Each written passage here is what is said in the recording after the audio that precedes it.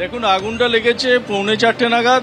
আমরা ফায়ার ব্রিগেডে খবর দেয় এবং আমরা 4টের মধ্যে উইদিন 15 মিনিটসের মধ্যে আমরা এখানে পৌঁছে যাই এবং তখন দেখি ফায়ারটা ওয়েল অ্যাবলেজ, মানে পুরোটাই ছড়িয়ে পড়েছে।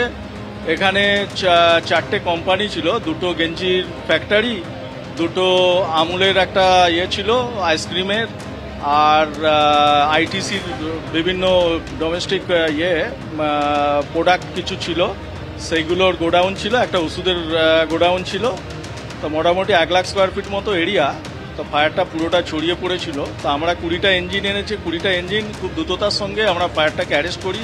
কোনো বাইরের দিকে আগুনটা ছড়ায়নি। পাশের যে রেসিডেন্সিয়াল বিল্ডিং ছিল সেখানেও কোনো অসুবিধা হয়নি। এখানের মধ্যেই সীমাবদ্ধ রয়েছে। ফায়ারটা এখন ওয়েল অ্যারেস্টেড এবং আন্ডার কন্ট্রোলই বলতে পারেন। যেহেতু টিন ফিনগুলো চাপা পড়েছে, শেডেড স্ট্রাকচার, তো এগুলো একটু টাইম লাগবে। যতক্ষণ না এই টিন ফিনগুলো একটুখানি স্যালভেজ করে সরানো যাচ্ছে, পুরো পকেটস যেগুলো রয়েছে সেগুলোকেও নেভানো একটু টাইম লাগবে।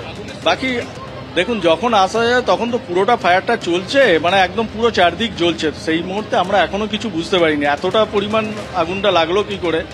যদিও ওরা অনেক পরে খবরটা দিয়েছে, প্রায় 1 ঘন্টা পর খবর দিয়েছে, যা বুঝতে পারলাম এখানে এসে।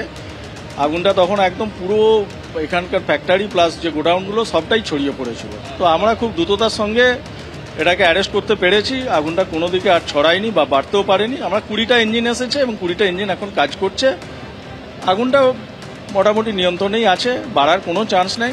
তো একটু টাইম লাগবে, কোনো হতাহতের খবর নেই।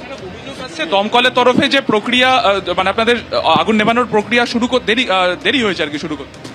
আমি তো বললাম যে এটা 3:45 নাগাদ আমাদের খবরটা দেয় এবং 4টের মধ্যে ফায়ার ব্রিগেডের গাড়ি পৌঁছে যায় এবং অতি দ্রুততার সঙ্গে 20টা ইঞ্জিনও আসে এবং আমরা সেই কাজও শুরু করে দিই। দেখছেন, আগুন এত বড় জায়গার আগুন, বাইরে কোনো আগুনটা ছড়ায়নি। কাজ যদি না হতো তাহলে বাইরে আগুনটা ছড়িয়ে যেত না। ব্যবস্থা কি ছিল বোঝা গেছে? এখানে এখন কিছু সেরকম কিচ্ছু নেই, কোনো ব্যবস্থাই দেখতে পাইনি। তো পরবর্তী ক্ষেত্রে দেখছি কি আছে না আছে, আমরা একটু পরে খোঁজখবর ইনভেস্টিগেশন করে দেখব। আগুনটা আগে নেভানো হোক, তারপরে দেখব। পুরো নামটা?